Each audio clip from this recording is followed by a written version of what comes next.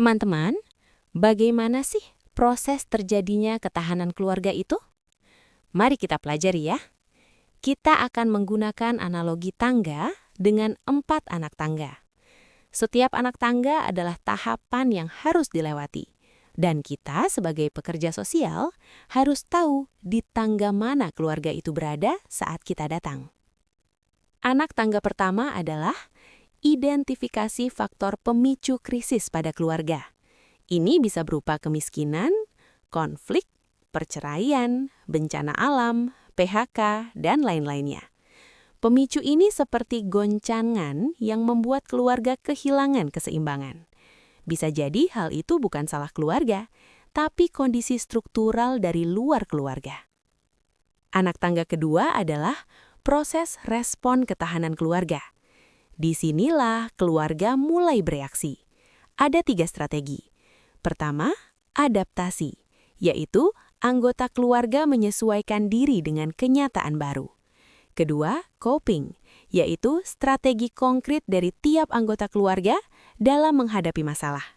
Bisa berupa mencari informasi, mencari bantuan, atau mengatur emosi.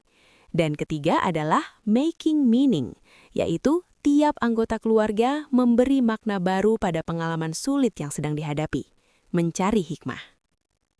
Anak tangga ketiga adalah mekanisme ketahanan keluarga itu sendiri. Inilah intinya. Pada anak tangga ketiga ini, ada 3 pilar yang harus berdiri bersamaan. Pilar pertama, keyakinan bersama, shared belief system. Keluarga yakin dan percaya bahwa mereka bisa mengatasinya bersama-sama. Mereka yakin masalah ini bisa diatasi dan ada makna atau hikmah di balik penderitaan. Pilar kedua, komunikasi positif. Keluarga mampu berbicara jujur, mendengarkan aktif, solutif, tidak menyalahkan, dan tidak menarik diri.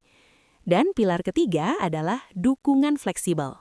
Kemampuan mengakses sumber daya internal, yaitu dari sesama anggota keluarga, dan sumber daya eksternal, yaitu dari komunitas serta institusi. Lalu, anak tangga keempat, yaitu transformasi positif. Ini hasil akhirnya.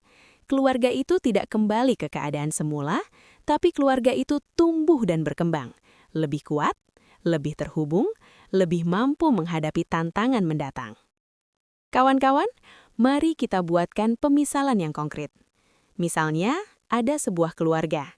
Kepala keluarga, Pak Budi, baru di PHK dari pabrik tekstil setelah 20 tahun bekerja.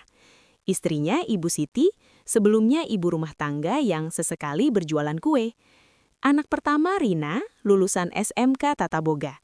Baru 3 bulan bekerja di sebuah kafe dengan gaji 2 juta rupiah. Anak kedua, Dedi, kelas 2 SMK Teknik Mesin. Suatu pagi, Pak Budi pulang dengan surat pemutusan hubungan kerja. Tabungan hanya cukup untuk 2 bulan, padahal cicilan rumah dan motor masih 5 tahun lagi. Suara Ibu Siti bergetar saat bertanya, "Bagaimana nih biaya sekolah Dedi ya, Pak?" Sedangkan Rina pun sedih berdiam di kamar, berpikir gajinya belum bisa menopang satu keluarganya. Dedi mendengar dari balik pintu. Jantungnya berdebar cemas karena sekolahnya bisa terputus. Inilah anak tangga pertama. Ada faktor pemicu. PHK mendadak, sehingga syok ekonomi dan psikologis, hilangnya identitas Pak Budi sebagai provider, ancaman kehilangan aset, dan stres yang dapat berkepanjangan. Bagaimana keluarga ini naik ke anak tangga kedua? Pak Budi punya pilihan. Beliau bisa jatuh ke depresi, alkohol, atau kekerasan dalam rumah tangga.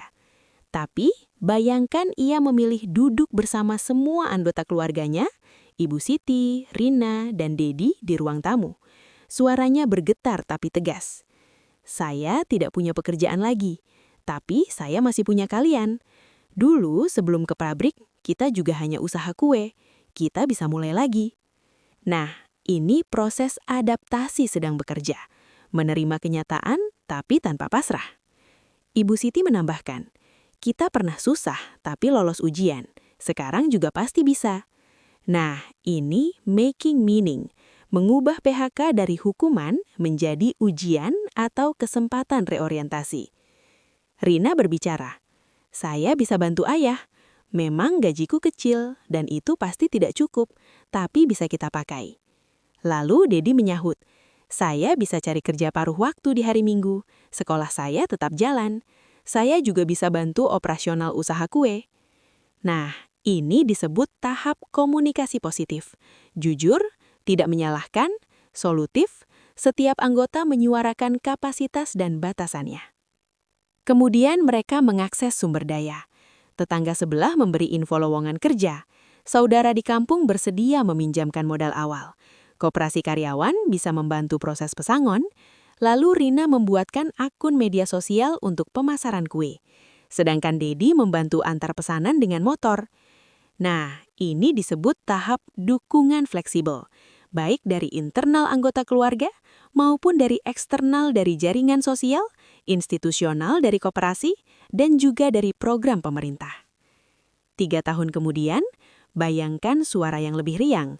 Mereka telah memiliki usaha catering kecil dengan 3 karyawan. Rina menjadi chef junior dengan gaji stabil. Dedi lulus SMK dan kuliah sambil kerja. Rumah lunas, motor lunas. Keluarga ini bukan kembali ke keadaan semula, tapi telah tertransformasi ke level yang lebih baik. Jauh lebih baik dari sebelumnya. Itulah anak tangga keempat, yaitu transformasi positif. Jadi, ketahanan keluarga adalah proses melangkah 4 tahap. Kita sebagai pekerja sosial harus memahami solusi di tiap anak tangga. Kita juga harus bisa memahami di anak tangga mana keluarga itu berada. Lalu bersama keluarga itu, kita berusaha mengatasi masalah yang dihadapi hingga menjadi keluarga yang lebih tangguh.